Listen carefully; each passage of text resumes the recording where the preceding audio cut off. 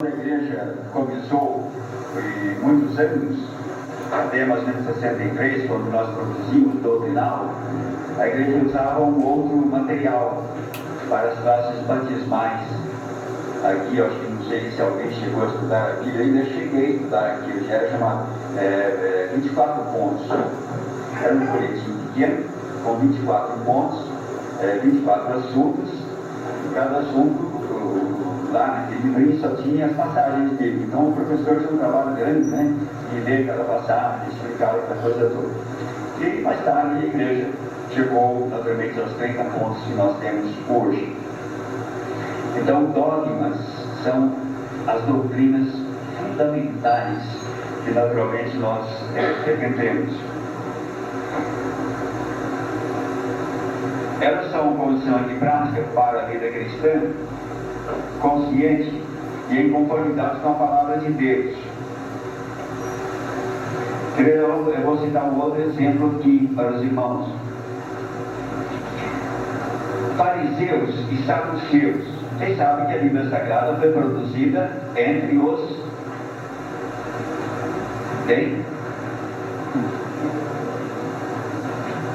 Quem produziu a Bíblia? No sentido material humano. Bom, escrevia, né? Escrito, maçoretas. Entre os hebreus, minha gente, os judeus. Né? Foi entre os judeus que a Bíblia foi produzida. E os judeus, no tempo de Cristo, eles eram divididos em algumas, diríamos assim, algumas seitas, algumas divisões, grupos religiosos. Os mais fortes eram os saduceus e os fariseus. E tinha um grupo menor que também teve com influência, inclusive historicamente, diz até que João Batista pertenceu a eles, que eram os essênios. Mas os fariseus e os saduceus tinham algumas diferenças doutrinárias. E nós encontramos isso em Atos 23, 6 a 8. Quando Paulo foi levado ao conselho para ser julgado por ser um dos representantes do colégio apostólico. E quando Paulo chegou no conselho, ele viu que o conselho era composto por esses dois segmentos religiosos de Israel. Ele, um homem de um conhecimento extraordinário, um doutor da lei, ele não teve dificuldade nenhuma. Ele colocou as duas facções e ficou pronto. Ele disse que estava ali para ser julgado pela ressurreição dos mortos. Aí pronto, já deu uma briga. Porque os fariseus criam na ressurreição, mas os saduceus não. Os saduceus esmaltecem que não vêem nem na ressurreição, nem a existência de anjos e nem em espíritos. Eu tenho tido algumas vezes, até hoje ainda me sobe a memória isso. Eu ainda perguntei um dia desse para um judeu, disse, qual a razão de judeus, porque os dois eram judeus, de um judeu com a experiência que a nação teve com Deus durante todo o tempo, desde que ela foi constituída lá no Monte Sinai, até aquela época, o judeu dizer que não cria em existência de anjos, é incrível, não é verdade? Mas existia essa diferença entre eles, judeus que criam e judeus que não criam naturalmente na existência de anjos.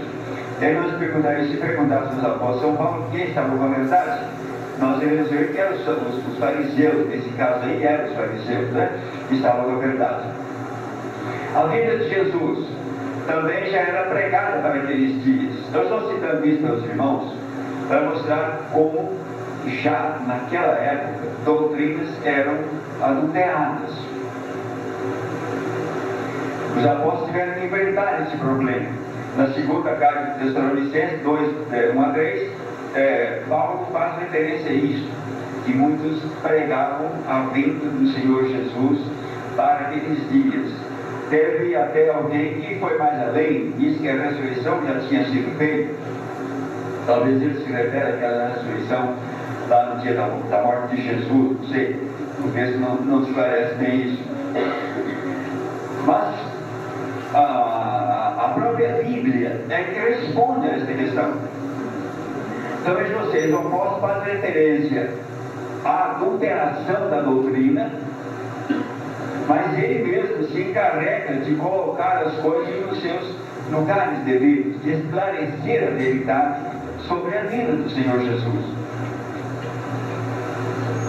Então, para que a gente tenha um conhecimento dessas questões, quando bater isso no ouvido dos irmãos, ou quem chegar para os irmãos com outras doutrinas, nós vamos citar algumas delas mais tarde, e são muito pregadas hoje, é preciso que nós tenhamos um conhecimento bom da palavra de Deus. E quando alguém chegar para vocês e disser determinadas coisas, não apenas a Bíblia ensina diferente. Nós aprendemos de maneira diferente através da Bíblia.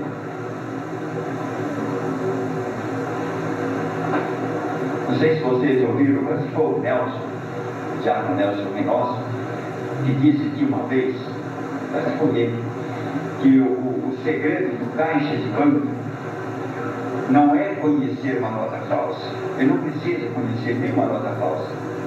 O que o caixa do banco precisa é conhecer a nota verdadeira, aquela com a qual ele lida toda hora. Ele conhecendo bem a nota verdadeira, no momento que bateu a nota falsa na mão dele, ele não precisa nem olhar muito, ele já vai, isso aqui é falso. Você precisa ficar olhando, colocar na conta, já perceber uma linha de água, aquela coisa toda. O caixa de banco não, pega na nota, ele só no tato com o papel, ele diz, isso aqui é falso. Por quê? Ele está acostumado com a nota verdadeira. Isso se aplica à nossa vida cristã. Quando você conhece a verdadeira palavra, a verdadeira doutrina, então você está capacitado, no momento que você ouvir qualquer coisa contrária à palavra, à doutrina, você vai dizer, isso aí é falso. Você nem estudou aquilo, mas você já sabe que é falso, porque você conhece a verdade sobre aquilo. Então isso é importante, né, a partir desse princípio. Nós temos, por exemplo, na primeira carta de Paulo, capítulo 4, de Timóteo, primeira carta a Timóteo, capítulo 4, versículos 1 a 3, nós temos duas doutrinas ali que são citadas por ele, como ele chega a dizer no começo, que havia muitos que dariam ouvidos a espíritos enganadores e a doutrina de demônios. E ele cita ali o caso do celibato e da abstinência. Eles viriam proibindo o casamento e proibindo a abstinência de manjares que Deus criou para os fiéis. E muita gente hoje deixa o celibato de lado, porque não interessa muito isso para quase ninguém discutir, mas especialmente diríamos assim, a ala protestante, ela bate em cima desse texto para querer dizer que você pode comer de tudo. Porque o versículo 4 diz lá, pela oração é santificado o alimento. E se a pessoa não tiver um conhecimento pleno da palavra, pode ficar aí bem embaraçado, né? Já me perguntaram muitas vezes sobre isso. E quando a gente analisa o texto, aí vamos voltar àquele pensamento anterior, é conhecer o texto, saber por que ele foi escrito, a quem foi endereçado, a quem ele foi escrito, né? Analisar direitinho aí palavra por palavra. A Bíblia Sagrada usa os idiomas mundiais. A nossa Bíblia escrita em português. Então você precisa ler o texto acompanhando o sentido gramatical também. Palavra, pontuação, tudo isso para você conseguir interpretar bem o texto. Então vejam vocês, o texto lá diz assim, viriam proibir o casamento e a abstinência de manjares que Deus criou para os fiéis. Quer dizer, com um pouquinho de análise do texto, mesmo no sentido gramatical, você vai ver que a referência que os protestantes fazem é indevida. É indevida por quê? O celibato, como eu disse, quase ninguém aborda esse assunto, né? Quando Paulo escreveu, ele escreveu porque havia naquela época, ele estava lá entre os essênios, aquela terceira divisão de Israel, que adotava o celibato. Não como regra geral, mas ensinava, naturalmente, para que as pessoas adotassem o celibato. Hoje nós temos a Igreja Católica, por exemplo, que usa o celibato. Já houve igrejas evangélicas também, algumas delas, por exemplo, a Igreja da Reforma. A Igreja da Reforma, quando ela começou, ela era chamada de os 2%. Sendo só a igreja, o negócio meio complicado, começou em 1914, com a guerra de 1915, com a guerra, com a Primeira Guerra Mundial. E quando os reformistas começaram, eles quiseram adotar o celibato também. Pois eles abandonaram aquela ideia. Mas tudo isso acontecia, né? Mas a outra parte da abstinência. Vejam vocês como eles fazem uma aplicação indevida. Porque o texto diz, eles queriam proibindo a abstinência dos manjares que Deus criou para os fiéis. Então, se você analisar gramaticalmente, você chega à seguinte conclusão: eles não queriam abrir a porta para se comer de tudo. Eles queriam, ao contrário, proibir comer de tudo, proibindo a abstinência. Então, o texto é claro, o texto, inclusive, serve para nós, porque o texto diz que havia uma doutrina de abstinência. E essa doutrina estava sendo colocada, contestada. E os exemplos também estão incluídos nisso aí. Esse capítulo, aliás, esses versículos do capítulo 4 com o capítulo 14 de Romanos, fazem um par.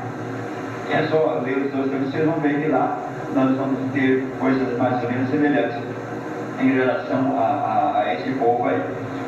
Então isso mostra, irmãos, como realmente a doutrina ela é importantíssima e nós precisamos conhecê-la bem. Aí na 2 Timóteo 4, 1 a 5 e 2 Pedro 2, 2, ele fala referência a doutrinas e filosofias com caráter religioso, como o gnosticismo, que pregava a negação da natureza humana de Jesus e destacava a apologia da libertinagem. Então, eles faziam tudo isso aqui, né? Por isso que o apóstolo São Pedro disse que viriam muitos falsos mestres e profetas infiltrados no meio do povo, e dizer que nos últimos tempos isso iria acontecer também. Nós vamos ver isso mais tarde nas próximas aulas, como realmente isso aconteceu ou acontece hoje, literalmente. Há doutrinas antibíblicas que devem ser rejeitadas pelo crente que conhece a verdade.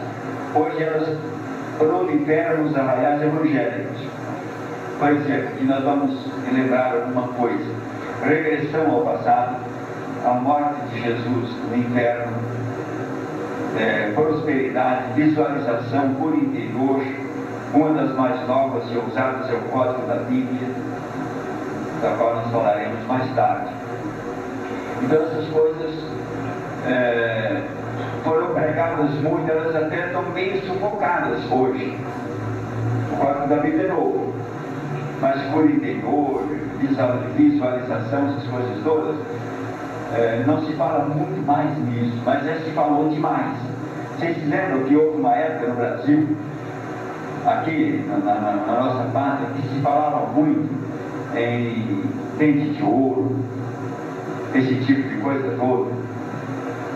Tem uma questão de pessoas aí que ganhou dente de ouro. Até, às vezes eu brinco comigo mesmo, né? Precisava encontrar um irmão desse e mandar ele abrir a boca para ver se o dente de ouro dele está lá. Não sei, né? Pode ser até certeza, né? Mas então essas coisas vieram e da mesma maneira que elas apareceram, desapareceram. Ninguém mais fala em dente de ouro hoje. O paletó, olha, se jogava, tirava a mão, trocava o paletó, pá, Paulo caía, dizia assim, pum, lá no chão. Dava uma soprão que ela caía. O autor dessas invencionices